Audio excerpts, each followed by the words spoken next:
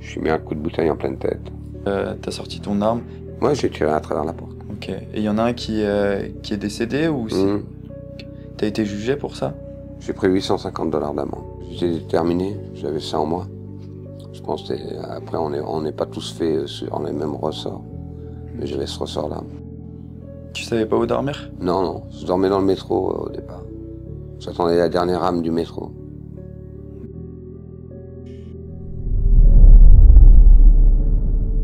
Christophe Rocancourt, bonjour. Bonjour. Merci déjà de m'accueillir au Palace de Crayon. Comme je t'ai dit juste avant, ça fait depuis pas mal de temps que je suis tes interviews, que ce soit avec Ardisson, comme je t'ai dit pour la première fois que je t'ai découvert. Pour les gens qui ne te connaissent pas, bien que je pense que la majorité des gens qui regarderont cette vidéo te connaissent, comment tu te décrirais pour une personne qui ne te connaît pas? Je me décrirais comme quelqu'un qui a été un aventurier, qui a vécu sa vie comme il en a envie. Quel type d'aventure justement? Voilà, l'aventure qu'on connaît, l'Amérique. J'ai grandi en Amérique, je n'ai pas grandi en France. J'ai passé 20 ans aux États-Unis. J'ai parcouru le monde et j'ai regardé le monde avec les yeux d'enfant. À l'heure actuelle, aujourd'hui, encore? Non, aujourd'hui, déjà d'une, je suis plus vieux et aujourd'hui, ma vie est différente. Okay. Beaucoup plus tranquille et beaucoup plus apaisée. Et à quel moment précis, du coup, tu as pris la décision que ta vie, elle serait différente de celle des autres? Très jeune, parce qu'on venait d'une condition sociale moindre, et donc j'avais pas envie de vivre cette vie de pauvre, donc j'avais pris cette décision assez jeune. Ok, parce que j'ai vu que tu vivais dans une caravane avec tes parents, c'est ça? Oui, devant le presbytère à Conteville. Ok, est-ce que tu peux m'en dire un peu plus, comment ça se passait justement? Mon père était docker, c'était une vie rurale et dure à la fois, parce que c'est une vie de pauvre et d'état prolétaire. Donc voilà, on va pas faire pleurer dans les sommières. Des pauvres, il y en a. Et tu voulais sortir de ta condition, du coup? Oui, j'ai toujours voulu sortir de ma condition. Okay. Apparemment, ça n'a pas trop mal marché. Ah bah, c'est ce qu'on voit à l'heure actuelle. C'était quoi ton rêve, du coup, quand tu étais jeune? C'était de pouvoir vivre une vie de qualité sans oublier d'où on vient. Je crois que c'est ça, moi. J'ai toujours de l'importance à d'où je viens.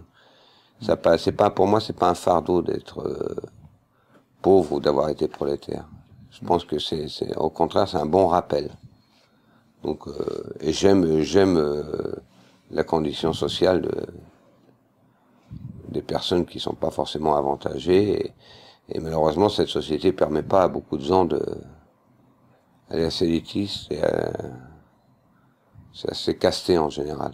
Donc moi, j'ai pété un peu les codes de tout ça. Pourquoi tu penses que toi, tu as eu le cran de faire tout ce que tu as pu faire, alors que certains n'oseraient même pas faire 10%? Je pense parce que j'étais déterminé, j'avais ça en moi. Je pense après, on n'est pas tous faits sur les mêmes ressorts, mais j'avais ce ressort-là. Donc après, là, tu as vécu une enfance assez pauvre, dans une caravane avec tes parents, etc. Oui, très pauvre. Et puis tu décides de partir à Paris? Oui, je pars à Paris. Il se passe quoi? C'est quoi la transition entre quand... Je prends le train en fraude, j'ai pas d'argent, je galère. Voilà. Le départ, c'est la galère. Et tu comptes faire quoi à Paris? T'as un objectif? J'ai pas, je me dis où ça va me porter, mais de toute façon, j'avais déjà rien, donc je pouvais que monter, puisqu'il y avait rien à la base. Donc voilà, je pars à Paris et je commence l'aventure. Et de manière précise, donc tu arrives à la gare, je sais pas quelle gare. Gare Saint-Lazare. Gare Saint-Lazare. Et qu'est-ce qui se passe justement quand tu arrives? C'est à la fois effrayant parce qu'on vient de province, c'est à la fois inquiétant parce qu'on sait pas où on va dormir, il y a tous ces dérivés là, qui sont là. Donc je dirais que c'est un moment de solitude, de dureté. Tu savais pas où dormir? Non, non, je dormais dans le métro au départ. J'attendais la dernière rame du métro. Voilà. Ça a duré longtemps, ça, justement? Ça a duré quelques mois. J'ai eu la chance d'avoir une rencontre qui m'a aidé, et qui a été bienveillant. Et ensuite, petit à petit, les choses se sont mises en place. Donc oui, justement, tu as fait une rencontre d'un jeune de ton âge à peu près qui était plutôt riche. Ouais, qui était riche et c'est pas juste qu'il était riche, c'est qu'il était bienveillant. Donc il n'y a jamais eu d'arnaque entre nous, il y a jamais. C'était de la bienveillance humaine que je connais encore aujourd'hui. Ah, vous le connaissez encore? Ouais, je l'ai revu. Et comment tu l'as rencontré justement, puisqu'il y a un décalage entre je crois que c'était, il devait voir que j'étais pas dans une bonne condition. Okay. Je crois que c'était de la bienveillance, ce qui, à mon sens, aujourd'hui, ne serait pas d'actualité, puisque l'indifférence, elle est là partout. Je pense que l'époque, elle était beaucoup plus sociale. Les gens, il y avait un rapport humain beaucoup plus. Je crois qu'aujourd'hui, on s'est déshumanisé beaucoup des choses. Tu penses à quoi justement? Tu as des exemples? On n'a qu'à regarder l'indifférence aujourd'hui. Il n'y a pas besoin d'aller loin. On voit des gens qui, si on va à Clichy, ils sont dans la rue. Les forces de l'ordre passent devant, ils sont à poil, on les aide pas, ils sont camés, on les laisse. Il y a cette indifférence. Et je crois que le gap social, il est fait aujourd'hui. Mais t'en parlais justement déjà dans tes premières interviews, donc ça existait déjà à l'époque. Ça existait, mais il y avait quand même, on pouvait. Aujourd'hui, je crois que tout est hermétique, tout est fermé, et que l'évolution pour cette jeunesse, hein, je crois qu'elle est beaucoup plus compliquée encore. Okay. Et ça, on est par une société qui est faite aujourd'hui, une société financière et d'argent. Allez, il est fait le gap. Tu arrives à Paris, pour revenir sur le passé, tu arrives à Paris, tu fais cette rencontre. Et qu'est-ce qui se passe justement? Il est sympa, il me propose de l'hospitalité, il m'habille, bon mec, voilà. Okay. Et ce qui est bien, c'est que je l'ai revu et on a pu reparler de tout ça. Donc, avec le gap de différence de vie. Ah ouais. Et ça a duré longtemps, cette période? Ça a duré 1 an, à peu près. Donc là, c'est là où tu connais un peu la vraie richesse, les sorties, les choses comme ça? Je connais la vraie fête, la fête parisienne de l'époque, du Palace, les fêtes que... Okay. Où, à l'époque, il y avait Chadé, où on faisait la fête. Ah oui, c'était des vrais... Oui, c'était le Kit Kat au Palace, c'était les... Avec Jean-Paul Goutte, c'était des fêtes vraiment nocturnes, mais la vraie fête, c'était sympa. Ouais, t'as des bons souvenirs de cette période? Ouais, très sympa. Qu'est-ce qui se passe entre cette rencontre et ensuite les premières arnaques que t'as pu faire sur Paris? Cette rencontre, je commence à comprendre les codes, je commence à regarder les choses d'une façon plus intellectuelle et je comprends, puis je me dis il va falloir que je fasse de l'argent, donc je commence à... Mais ça se fait, je l'avais dit lors d'une interview, on me demandait si j'avais préparé mes coups, et j'ai toujours dit, j'étais un instinctif, c'était à l'instinct. Et c'est monté en crescendo, mais ma vraie épopée, c'est l'Amérique. C'est l'Amérique qui me fait. Ouais. C'est pas la France. La France, je fais des babioles. C'est entre guillemets. Et justement, qu'est-ce que tu as fait en France avant de partir? J'avais vendu un immeuble dans le 16e. J'avais pris le down payment qui était, je crois à l'époque, 50 patates. Enfin voilà. Okay. Mais c'était l'apprentissage. C'est l'Amérique où j'offrais. Mais t'as pas eu de la pression la première fois que t'as fait ça justement? Pour toi, c'était normal? Tu l'as appris où? C'était pas normal. Je savais même pas si ça allait fonctionner. Okay. J'ai essayé en tout cas. Bon, apparemment, ça a fonctionné. Donc, lorsque j'ai compris que ça fonctionnait, j'ai compris qu'il faudrait mettre les ressorts à un autre niveau, à un moment ou à un autre. C'était dans ma tête. Ah, tu voulais pas rester sur des petites sommes. C'est pas des petites sommes, hein, mais tu visais beaucoup plus haut que ça dès le départ. Autant faire grand. Ouais, c'est vrai. Enfin, essayer en tout cas. Okay. Mais l'avenir appartient aux audacieux. Et du coup, à partir de quel moment t'es parti aux États-Unis? Parce que tu voulais faire une peine. Je suis parti jeune aux États-Unis. J'ai grandi, j'ai passé 20 ans entre New York et Los Angeles. Je suis parti la première fois, j'avais 21 ans. Et tu décides de partir pour pas rester en prison en France, c'est ça? C'est ça, et à l'époque, on avait les forces de l'ordre derrière nous assez régulièrement. Donc j'avais compris qu'à un moment, ça deviendrait compliqué. C'était pour quelle raison, justement? À l'époque, on était soupçonnés de un peu de tout, de braquage. On était des voyous. Faut rappeler un chat un chat. Donc je sentais que ça se resserrait et qu'il n'y avait pas beaucoup d'avenir dans ce pays. Ok. Parce que c'était assez dur. Parce qu'aujourd'hui, tout le monde, ce qui n'est pas une apogée où tout le monde se dit voyou, tout le monde se dit... Il y a cette mode de bad boy où tout le monde fait... Nous, on vivait cette vie de voyou. Donc, mais pas non plus n'importe comment et n'importe quoi. Tu penses qu'il y a encore des voyous à l'heure actuelle en France? Il y a, mais la voyoucratie a changé. Il y a énormément... Les voyous de notre époque, ce qu'on appelait les beaux mecs, il y avait des codes, il y avait certains principes. Aujourd'hui, je pense qu'on est tombé dans quelque chose un peu plus violent et sans code, sans forcément de morale. C'était quoi les codes? C'était les codes de la mafia? Oui, les codes de la rue, les codes d'amitié, il y avait l'entraide, il y avait une parole donnée, c'était une parole donnée, il y avait des choses qu'on faisait pas parce qu'on pensait que c'était amoral et je pense qu'aujourd'hui on est dans un accès complet, on n'a qu'à regarder le milieu carcéral en France, c'est devenu c'est un bordel sans nom. Il y avait des vraies valeurs en fait. Il y avait des vraies valeurs. Aujourd'hui, je crois que les valeurs, c'est plus tellement une priorité. Donc, du coup, tu décides de fuir la France pour partir à Los Angeles, c'est ça? Et j'arrive à LA. Ouais, à Los Angeles. Et tu arrives dans un bar où il y a beaucoup de Français. Ouais, Café Maurice Azoulay, qui était un mec génial. Parce que tu parlais pas anglais. Non, je parlais pas anglais. Et je vais chez Café Maurice où il y a toute la jet set de l'époque, Quincy Jones. Et c'était un Français qui avait fait un bar qui fonctionnait terrible.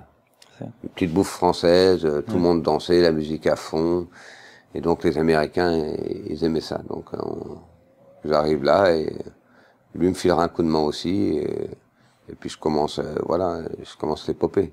Et il te propose quoi justement? Il me dit, bah écoute, ici tu auras toujours un couvert, je te mettrai un petit billet.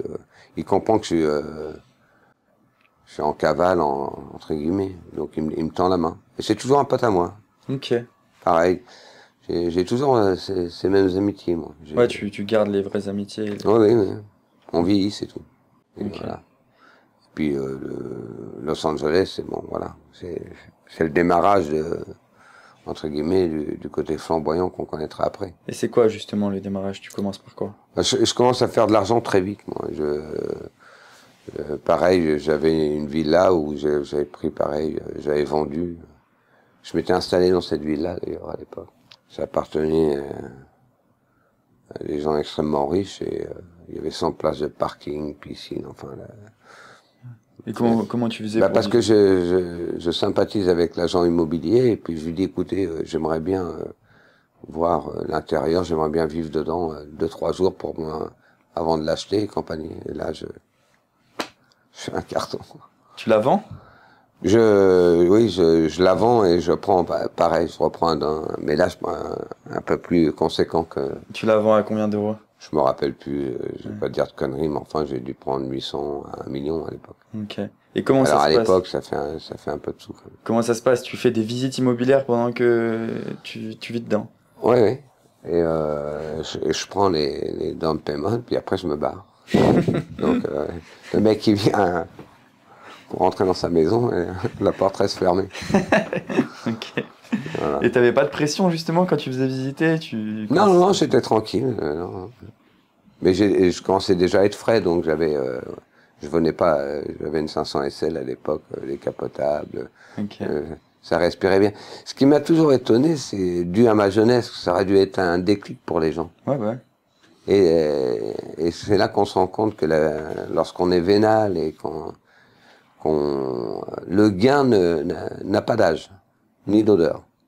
Puisque une personne logique, à mon sens, aurait dit, mais ce gamin, un peu jeune, une villa comme ça. Surtout que tu parlais pas très bien anglais. Ça allait mieux, là. On était déjà sur d'autres...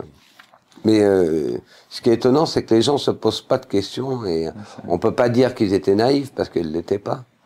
Et mais ça, on en revient toujours à l'appât du gain. Je crois que les gens ne veulent pas voir, s'en foutent en fait. Tu devais être très convaincant, tu devais être un très bon menteur aussi. Oui, mais j'étais un bon menteur et j'étais surtout. Mais je sais pas à quel point le curseur de l'autre côté.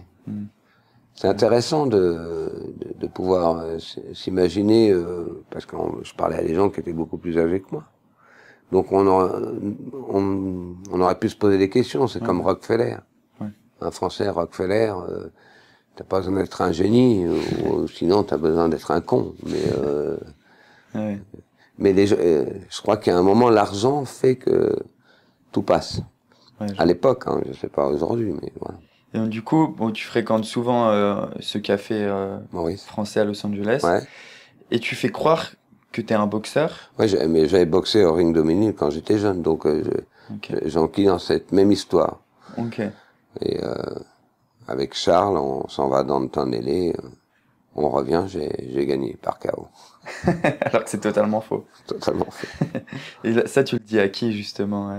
Bon, on le dit à Café Maurice, parce qu'il y a du monde et compagnie, et donc les gens commencent à... L'avantage de l'Amérique, c'est que tu peux être ce que tu veux, quand tu veux. La preuve en est. La preuve en est, on prend tous les acteurs qui sont devenus des stars américaines, ils ont commencé de rien. L'Amérique a cette panache d'ouverture et de liberté que, un peu moins maintenant, je pense. Mais à l'époque, je pense que tu pouvais faire ce que tu voulais, et la preuve en est. Ouais, c'est le rêve américain, en fait. Oui, et la France m'a connu après l'Amérique. C'est l'Amérique qui m'a fait, c'est pas la France. Elle n'a fait que copier ce que les médias américains faisaient. Quand je passe à CNN ou je fais New York Times, moi ça faisait 20 ans que j'étais pas venu en France. Donc la France répétait ce que... Mais c'est l'Amérique qui m'a fait. Lorsque vous êtes connu en Amérique, vous êtes connu partout. Enfin à ce niveau-là. Hein. Okay. Et du coup, tu préfères la France ou les États-Unis? La France, je la trouve triste aujourd'hui. Je trouve que la France, elle est devenue au ralenti et il y a une régression qui est faite. L'Amérique a ce côté toujours d'être le phare un peu du monde et vouloir être...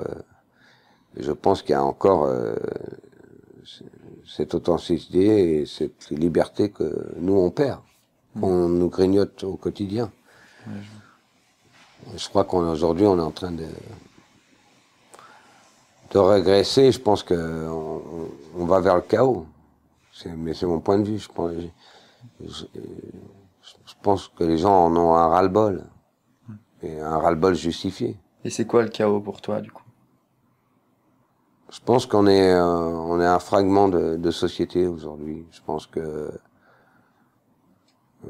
ce soit, on a voulu faire des banlieues et parquer les gens et les laisser. On n'a pas voulu les inclure, donc il y a ce fragment qui s'est fait. Je pense qu'on est à une société à deux vitesses où le riche, l'ultra riche devient de plus en plus riche et le pauvre devient de plus en plus pauvre.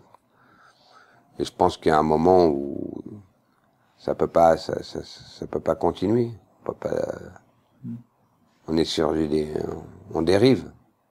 Je pense que nos libertés sont attaquées et je pense qu'on perd beaucoup de libertés en France. Chose qu'on n'aurait jamais vue. À l'époque. Oui, pays des droits de l'homme, faut s'en rappeler. Ouais, c'est vrai. Je crois que le pays des droits de l'homme, il en prend un coup. Je pense que la plupart des gens ont des langues de bois.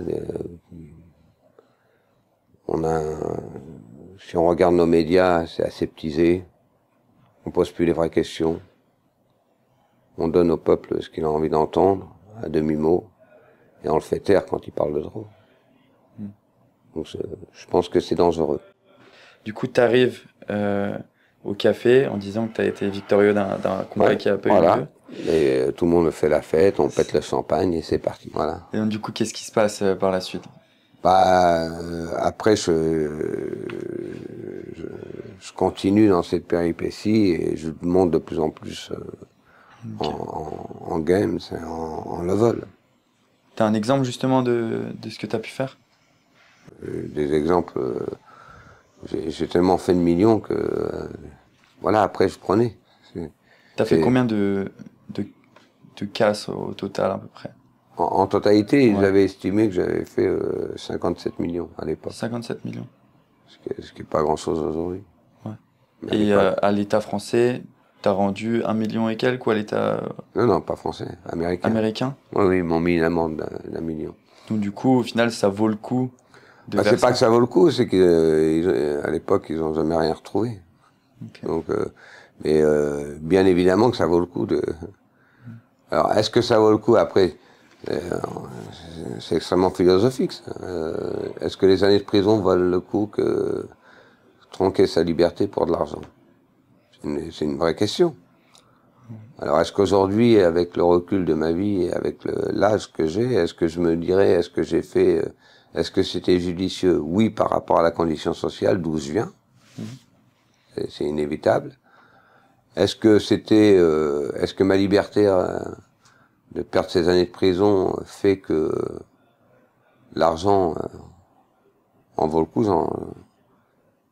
On peut se poser la question. Je pense qu'il n'y a pas la liberté, il n'y a pas plus important, et je pense que c'est un prix à payer.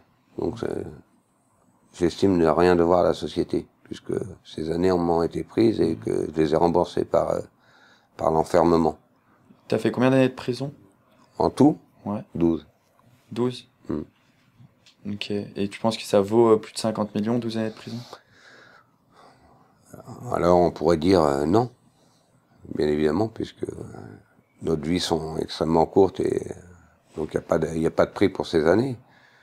Mais d'où je viens, j'aurais fait quoi? J'aurais été à l'usine, j'aurais fermé les petites boîtes de conserve, j'aurais attendu pour payer à mes gamins des cartables d'école et j'aurais été un petit pocheron dans un bar en train de... Je dis que c'est, voilà, il n'y a pas de regret, c'est une bonne balance, Ouais, mais c'est ce que j'allais te poser comme question. Si c'était à refaire, tu le referais? bien sûr. Il n'y a pas quelque chose que tu changerais? Les regrets, c'est pour les cons. On peut changer un regret? Non, alors pourquoi s'y attarder? Je m'attarde pas aux fausses choses. Ok, et donc du coup, t'arrives, comme j'ai dit, à faire de plus en plus de casses. T'es allé à New York à un moment pour faire une casse un peu plus grosse. Oui, voilà, j'avais fait mes galons et là, je commençais la machine. Ok, est-ce que tu peux nous raconter justement cette histoire? Je suis déjà bien en place à Los Angeles, je suis déjà confortable et j'ai cette histoire avec lorsque je suis avec Mickey Rourke et qu'on est au Garden Evidence, ce qui fait le départ sur New York, c'est lorsque j'ai cette fusillade sur Wilshire où Mickey avait une histoire au Garden Evidence. C'est une boîte de nuit. Oui, oui. Ok, donc qu'est-ce qui se passe concrètement? Je suis avec Mickey Rourke, je suis avec une nana de Baywatch, on est en train de prendre un peu de champagne. Mickey, c'est un Golgoth, hein, il est assez costaud. Moi, à l'époque, je suis encore plus fin que je le suis, donc pas très épais. Et il y a deux mecs qui arrivent, qui cherchent la merde à Mickey, et je vois Mickey qui bouge pas. Donc moi, je prends ses parts et je lui mets un coup de bouteille en pleine tête. Et le lendemain, ils me suivent et ils veulent me faire. Mais comme je suis un prévoyant, j'avais pris un Glock et je l'avais mis dans la mort que j'avais à l'époque, qu'avait retenu à Dodi Al-Fayed. Et donc les mecs ils viennent sur le côté, sur Wilshire pour me faire et il y en a un qui est passé à la trappe. Ils m'ont pas fait. Ok, t'as sorti ton arme. Moi j'ai tiré à travers la porte. Ok, et il y en a un qui est décédé ou t'as été jugé pour ça? J'ai pris $850 d'amende. C'est tout? Oui, Puisqu'aux États-Unis, considéré légitime défense puisque la voiture est une propriété privée et que homejacking ou carjacking, ouais, je vois. ce qui est à contrario de la France. C'est ce que j'allais la dire. France, c'est-à-dire qu'on peut t'agresser, on peut te tirer dessus, mais toi, t'as pas le droit de répondre. Ouais. Enfin, tu as le droit de répondre à force égale, soi-disant. Oui, c'est ça. L'Amérique, le droit de propriété, il est là. Alors qu'en France, tu aurais certainement fait plusieurs années de prison. Oui, enfin, c'était pas les enfants de cœur, donc je ne sais pas si Ouais, on n'était pas on n'a pas tiré sur un petit innocent. Oui, c'était des dealers, il me semble. Oui, c'était des dealers d'héros. Ok. Mais j'imagine par contre que tu as fait des belles rencontres, que ce soit Rencontres LA merveilleuses. ou autre. T'étais ami avec plusieurs personnes influentes. Oui, oui. C'était qui la personne qui t'a le plus inspiré justement aux États-Unis? Alors moi, j'ai pas cette source d'inspiration. Moi, ce que je crois, c'est aux rencontres. Les rencontres humaines. Alors, ça peut être le portier d'un hôtel, ça peut être un ministre. Moi, je côtoie. Ce qui m'intéresse, c'est l'humain, c'est les gens en général. J'ai pas ce côté classe sociale. Ouais, je vois. Ce qui m'intéresse, c'est le contact. Bon, mais ce qui est vrai, c'est que bon, j'ai eu des rencontres qui étaient top, comme celle avec Mohamed Ali, à la soirée AIDS de Elton John. Okay. J'ai rencontré Trump qui était aux États-Unis à l'époque, qui était avec Ivana puisque j'allais à son anniversaire. T'es l'anniversaire de Ivana? Ouais, Okay. Ivana Trump, sa femme. Comment ça se fait que tu été invité là-bas? Parce qu'on était avec Mickey, moi je vivais avec Mickey, on se voyait à New York, donc c'est un milieu après, voilà, où tout le monde se côtoie, l'argent se côtoie, et c'est là où on se rend compte en fait qu'il n'y a plus de barrière. Oui. Tout est possible. Enfin, je le pense, oui. Ok. Voilà. Et justement, pour revenir sur un francophone, tu as rencontré aussi Jean-Claude Van Damme. Ouais. C'était un ami à toi ou juste une connaissance? Oui, Jean-Claude, j'ai toujours eu de bonnes relations. Bon, on n'a jamais eu d'histoire. Hein. On n'a jamais eu de. On prenait le petit déj au Wilshire. Il venait, à mon sens, un peu radin, mais. Bon. C'est vrai? Ouais, c'est une pince, ouais. Ok. Et vous avez justement d'autres petites anecdotes sur les personnes un peu connues, puisqu'on sait que les gens aiment bien regarder ça. Bah, Jean-Claude, il est drôle. Mm. Alors, il aime bien le kick. Voilà. On arrivait sur le tapis rouge, il levait sa jambe. Bruce Lee s'énervait. Bruce Lee? Non, mais oui, il faisait à la Bruce Lee, oui. le tchac-tchac.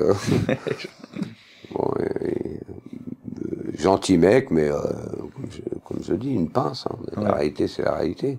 Okay. Mais souvent, les gens qui ont beaucoup d'argent sont assez radins. Hein. C'est pour ça qu'ils sont riches, d'ailleurs. Okay. Vous avez déjà rencontré des gens justement connus, vous avez été un peu déçus? Déçu, c'est un monde superficiel, c'est pas là où on va chercher l'authenticité. Hein. Ouais, mais j'ai eu des belles rencontres. Marlon Brando, c'est une très belle rencontre. Mec simple, faire des pâtes dans la cuisine avec un copain à moi qui était acteur, qui s'appelait Johnny C. Qui a tourné dans pas mal de séries américaines. Il fait ses pâtes.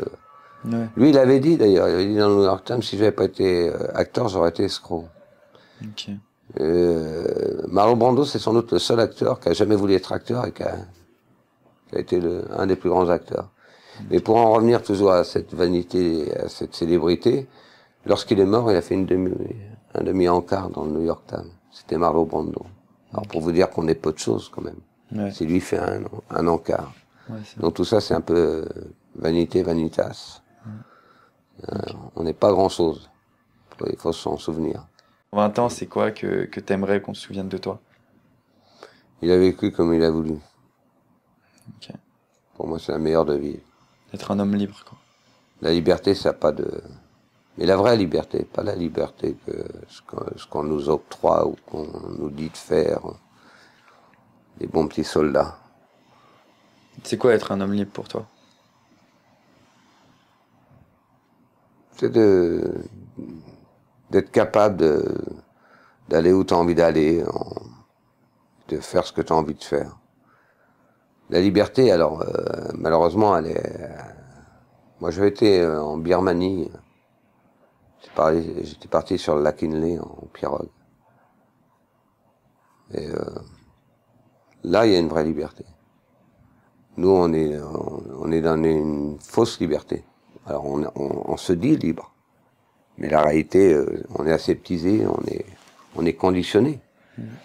Alors je ne dis pas, je suis pas anarchiste, hein, je ne dis pas qu'il faut pas de règles, bien sûr qu'il faut des règles, il faut de l'ordre. Mais cette vraie liberté, je crois pas beaucoup de gens. Moi j'ai eu cette chance de pouvoir vivre comme un... Mais je l'ai payé cher aussi, hein. Ouais. Mais j'ai bien baroudé, j'ai bien circulé. Okay. Elle est bien remplie cette vie. Et justement, est-ce que tu peux revenir sur ce que tu as fait à New York quand tu as vendu un immeuble, il me semble? Oui, j'ai vendu un Mr. Wong, mais celle-là, tout le monde la connaît. Bah, est-ce que tu en as une autre que personne ne connaît, justement? Non. Le problème, c'est que toute cette épopée, on la connaît. Ouais. Mais il se passe quoi concrètement? En gros, tu arrives à New York avec une... Je suis au Plaza à New York, j'ai la suite présidentielle du Plaza, je roule en Bentley. Grosso modo, je vois ce Mr. Wang qui vient. C'est qui ce... C'est un milliardaire chinois et je le rencontre, je discute. Je vois un immeuble, ça me vient à l'intuition, je me balade en Bentley, je vois cet immeuble en rénovation, je rentre je suis tout seul, je rentre dedans, je regarde et je vois des Israélites qui sont en train de faire des plans, je leur demande ce que c'est, je discute avec eux, ils ont leur kippa et je sympathise et l'idée me viendra, le contact avec Wang, il cherchait de l'immobilier, grosso modo je lui ai revendu bien évidemment l'immeuble et j'ai été chercher 17 millions à Hong Kong. Voilà. Mais comment ça se passe justement? Bah, ça se passe que je lui vends l'immeuble sur le temps. Mais tu fais visiter l'immeuble à... Oui, bien sûr. Okay. Puisque après j'ai accès, enfin il y a tout un mécanisme, hein, avocat. Ouais, ça se fait pas en... Non, ça se fait pas. Puis il y a de l'investissement. Mais le grosso modo de l'histoire, c'est que je tape 17 à la fin. 17 millions. Ouais. Ok. Et comment tu fais justement? C'était en cash? En cash, ouais. En cash? Ouais. Comment ça se passe pour retransporter 17? Comment tu le justifies déjà? En jet privé. Ok. Ils sont repartis de... Et comment tu le justifies pour prendre 17 millions en cash? Ah mais c'est lui qui voulait donner une partie liquide, mais un immeuble c'est pas 17 millions. Ok. Donc c'était un down payment ça. Ok. Mais on en revient toujours à j'ai jamais payé le coup d'ailleurs. Sur cette histoire, j'ai jamais payé. Et mais la sensation était agréable de prendre cet argent. J'imagine. Voilà. Ce qui était très agréable, c'est de savoir qu'ils étaient repartis, qu'ils étaient arrivés aux États-Unis. Ah oui, parce que t'es allé en Chine. Oui, j'étais à Hong Kong. Ça s'est passé comment? J'ai pris 2 jets, 150 000. Je suis arrivé en J4, en Goldstream 4 à Hong Kong. J'ai rencontré Mr. Wang, on a pris une suite. Ah, t'es resté avec lui en Chine? Oui. Et les 17 sont partis avec le garde du corps. Et moi, je suis resté en Chine avec Mr. Wang. Et t'avais pas la pression, justement? Bah, je voulais que les 17 rentrent. Et puis après, je suis resté. On est parti sur son yacht, on a passé un peu de temps. On devait se revoir à New York. J'ai repris le jet, je suis rentré. Tu l'as plus jamais revu? Mr. Wang, jamais revu. Et moi non plus. Et t'as pas peur dans ce cas-là, quand tu prends 17 millions? C'est un milliardaire quand même qui te... Ah ben, j'étais structuré, j'étais prêt à faire face s'il fallait. Ok. Le nerf de la guerre, c'est l'argent. Hein. Donc, mais on n'en est pas arrivé là. Donc l'histoire, malheureusement, c'est mal terminé pour lui, mais pas... Okay. Voilà, la vie. T'as déjà eu des problèmes avec des gens que t'as arnaqués qui voulaient pas se laisser faire, qui t'ont amené? Non. Je peux pas dire que j'ai eu des problèmes. T'as fait toutes ces arnaques en adoptant des identités, en fait. Hein. Oui, de entre autres. Et c'est laquelle que t'as le plus aimé après? Rockefeller. Rockefeller? C'est celle qui me fait le plus marrer. Parce Pourquoi? que je me dis que plus con que ça, je meurs. Pourquoi? Il y a un Français qui s'appelle Rockefeller. Tu disais que tu faisais partie de la famille Rockefeller. Voilà. Okay. Je disais, j'étais dans le Hampton, je disais ça, mais ce qui est extraordinaire chez l'humain, c'est que la connerie n'a pas de limite. Ah ouais. C'est-à-dire que il suffit juste, on ne parle pas d'un grand cerveau, mais juste de 3 neurones qui se placent bien. Français, accent français, Rockefeller, les Américains, le dire Rockefeller faisait du pétrole, je vois pas comment... Mais pourquoi t'as choisi ça alors? Parce que j'étais dans le Hampton et ça m'emmerdait toujours. Comme j'arrivais en hélico, et j'avais ce qu'il fallait, donc on me demandait toujours votre nom, qu'est-ce que vous faites et tout. Et j'avais compris que ça devenait un gap, parce qu'un tel train de vie et une telle vie, ça allait pas avec. Okay. Donc j'arrive à la salle de sport et une énième fois, la personne me dit votre nom. Et je signe Rockefeller. Voilà, c'était parti. Ok. Donc c'était sympa, mais c'est ce qui m'a fait le plus marrer en tout cas. Tu enchaînes les arnaques aux États-Unis, Ouais. tu vis bien. Ouais, je vis très bien. Tu vis très bien. C'est quoi un des plus beaux souvenirs que tu as eu justement? Non, plus beau souvenir, j'ai une vie qui est top. Parce que là, on voit qu'en France, tu vis déjà bien. Oui, qui aurait dépassé sans doute toute ambition de ma part. J'aurais pas pensé que ça serait arrivé là. Okay. Mais je crois que mon histoire, entre guillemets, elle parle à beaucoup de gens due à cette condition sociale.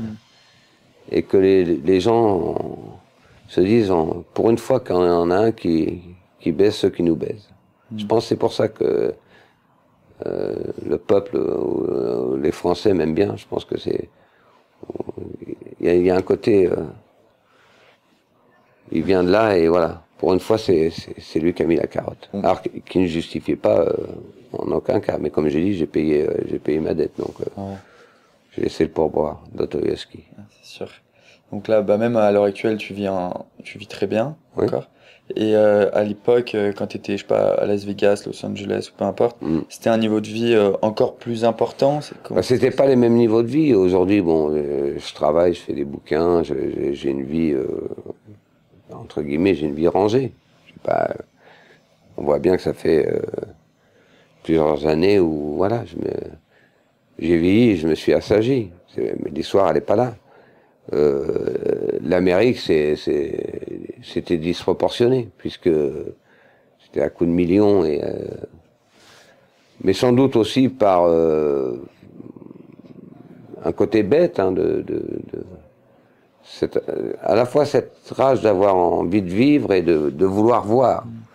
Moi, j'aimais regarder et voir. Maintenant, je vis très bien, mais voilà, je paye mes impôts comme tout le monde. Je suis le bon petit soldat qui est rangé. Ouais, c'était vraiment l'excès de la... puisqu'il n'y avait pas de... T'as déjà dépensé plusieurs millions à une soirée, par exemple? Non, j'ai dépensé peut-être plusieurs centaines de mille d'euros dans une soirée. Okay. Mais pas des millions. Et c'était quel type de soirée, justement? Je faisais la fête et on pourrait se retrouver avec Snoop Dogg, on allait au Life à New York, bouteille de champagne, enfin des nanas, enfin hip-hop. Est-ce qu'il y a une soirée qui t'a particulièrement marqué, justement? J'aimais bien les soirées de Playboy chez Hugh Hefner, à la mention de Playboy. C'est quoi concrètement? Hugh Hefner, c'est le fondateur de Playboy. Okay. Il avait une mention à Los Angeles où il invitait tous les gens du showbiz, où tu mangeais, parce que lorsqu'une femme était playmate, donc du mois, elle avait le droit à vie à rentrer à la mention. Et donc tu pouvais... Et comme moi, la mère de mon fils était playmate, j'ai rencontré Hugh Hefner, j'ai fait la fête avec lui, c'était rempli de gonzesses, tu mangeais, tu buvais, il y avait de Pamela Anderson aux Lakers, et c'était quoi qui était vraiment bien dans ces soirées? Parce que c'était à la fois, tu avais tout le showbiz, mais sans ce côté artifice. Tout le monde s'éclatait. C'était bien. Tu jouais au tennis, tu picolais, tu nageais. Ah, c'était même en journée ou quoi que ce soit? Ah oui, c'était en journée. Et il y avait un libre accès continuel. Ok. Et s'il y en a un qui s'est tapé des belles nanas, c'est bien Hugh Hefner. Ah ouais? Il a eu les plus belles nanas. Playboy, voilà. Ah, mais il se les tapait aussi, bien que... Ah bah oui, il en a vécu, je crois, à un moment, il était 4-5. Il avait 4-5 grossesses en permanence. Ok. Ouais. Mec assez fou, mais intéressant. Ouais, je vois. Okay. Voilà. Toi, t'as déjà eu plusieurs femmes en même temps? C'est une question où... Non, comme Hugues. En même temps, dans quel sens? Bah, c'est-à-dire comme lui qui vivait avec plusieurs personnes, plusieurs femmes. Non, non, non, moi j'ai vécu toujours une à une. Une à une, Est-ce que ouais. j'ai plusieurs nanas en même Ouais. temps? Oui, bien évidemment. Ouais, mais pas en relation. Non, pas en relation sérieuse, mais voilà. Ok.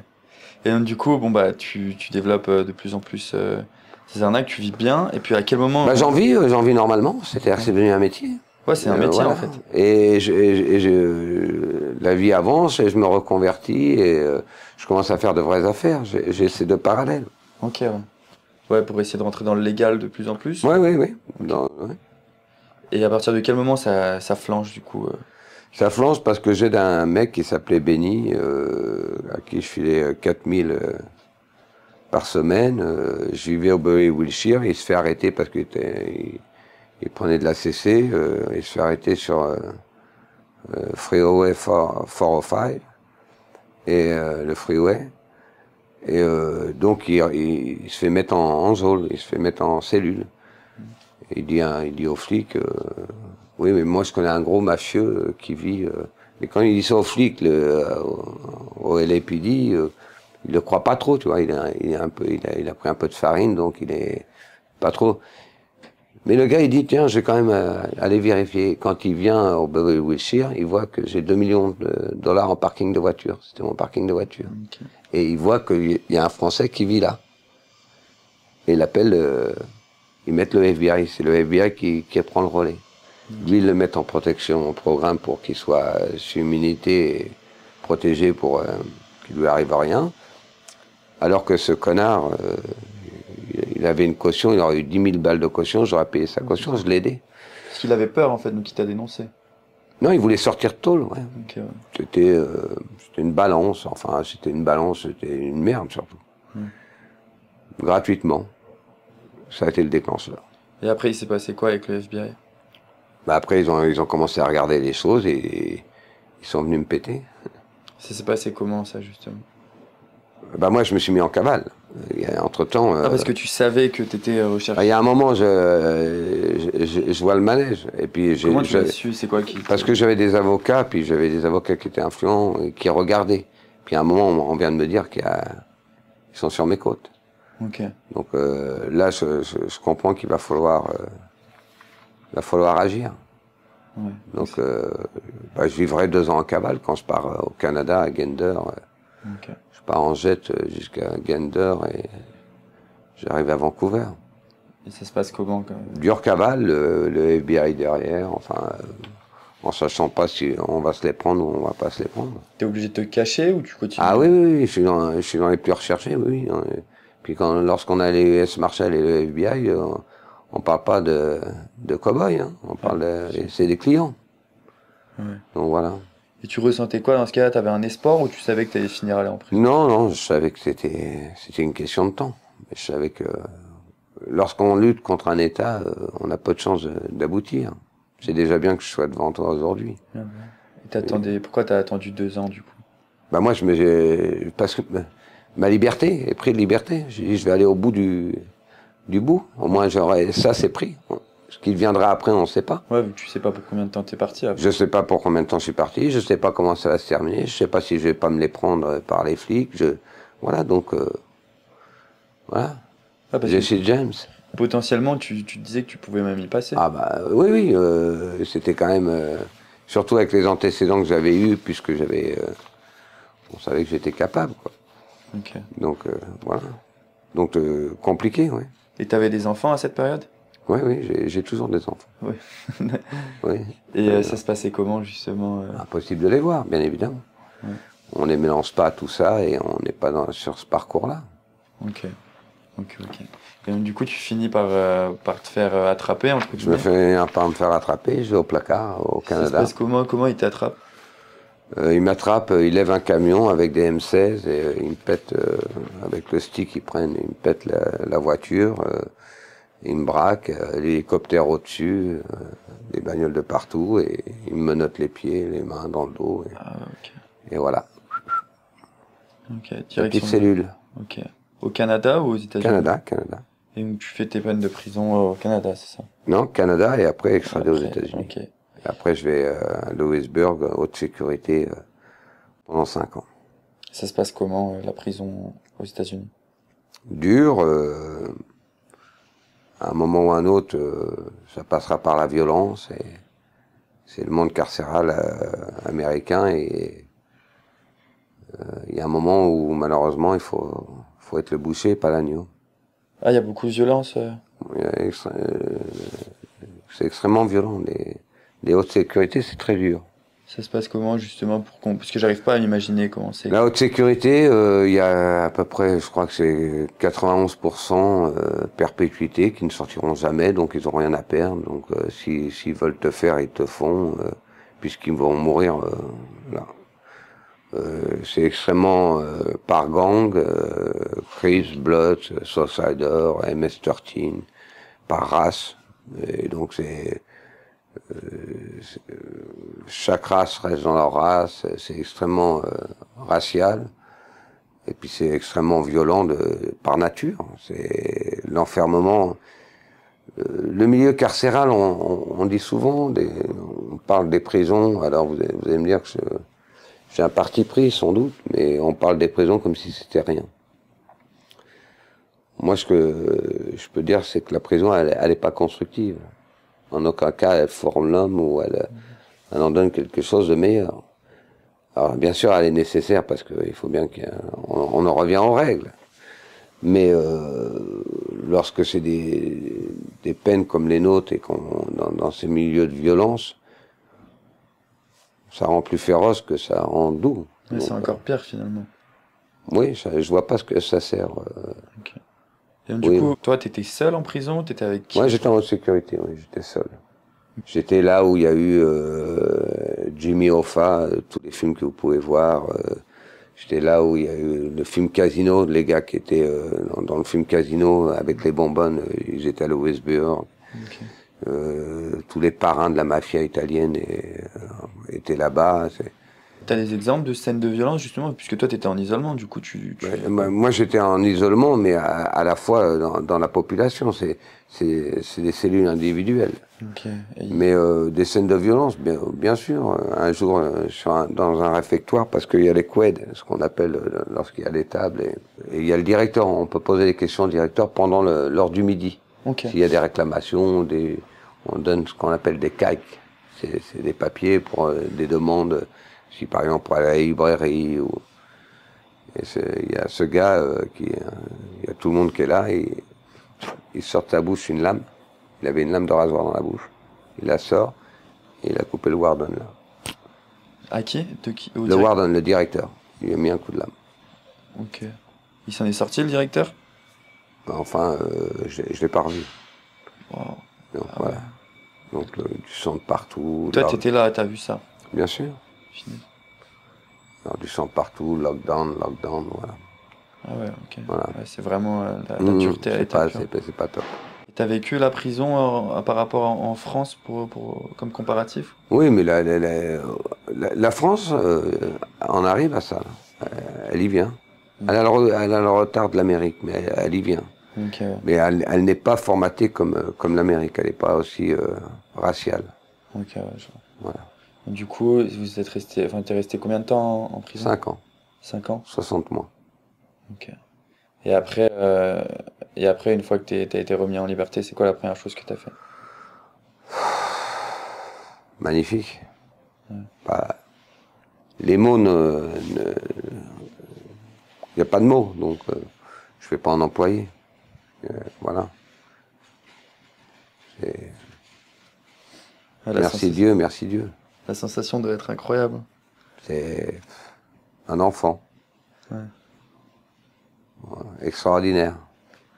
Bon, on pourrait être posé là et manger un simple casse-dalle et rester 4-5 heures assis à regarder et te dire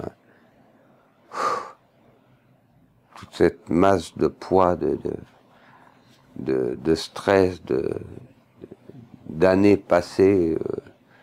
Tu peux juste te poser le cul par terre et juste regarder, et t'es bien.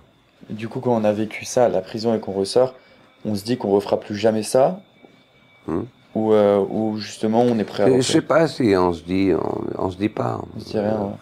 On vit le moment. On vit sa vie. À l'instant. Oui. Okay. Ouais. Maintenant, je vais passer sur des questions un peu plus générales pour terminer. Ouais. Alors, si tu pouvais échanger ta place avec n'importe qui dans le monde pendant une journée, qui ce serait? Modigliani, le peintre. Le peintre? Oui. Pourquoi? J'adore sa peinture. Okay. J'adore sa peinture et je peux entrevoir sa torture et sa souffrance. Ok. Ok. Et c'est quoi la chose dont tu es le plus fier d'avoir accompli dans ta vie? Mes enfants. T'en as combien? Enfin, 4. Ok. 4, 2 Américains, 2 Français.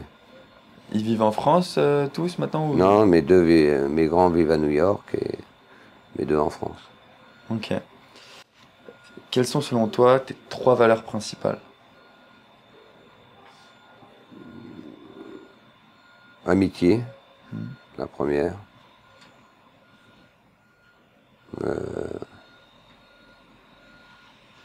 Parole. Avec mes amis. Avec les gens que je ne donne pas. Et loyauté. Loyauté? Ouais. Malgré les arnaques Les arnaques n'ont rien à voir avec la loyauté. Ok. Parce qu'il y a les autres j'ai des amis... j'ai les mêmes amis que depuis 30 ans. C'était le business, ça n'avait rien à voir avec eux. Ouais, tu différencies bien bien sûr. Ton cercle et les autres. Bien évidemment. Ok. Et la dernière question, est-ce que tu as un conseil justement à donner à un jeune de mon âge par exemple? Quel âge tu as? J'ai 23 ans. Sur quoi? Sur la vie, avec toutes les expériences que tu as vécues, la prison, enfin même les belles choses, etc. Force et détermination. À propos de quoi? La vie. Parce que la vie, elle fait pas de cadeaux.